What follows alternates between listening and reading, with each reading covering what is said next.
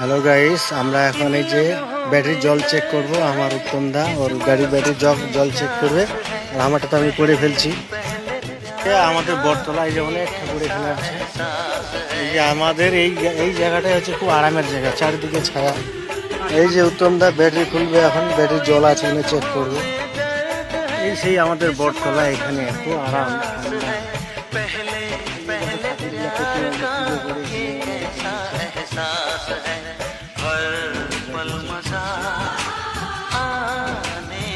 এই যে আমাদের বিকাশ বাবু ড্রাইভার নতুন আসছে, চা খেতে আসছে।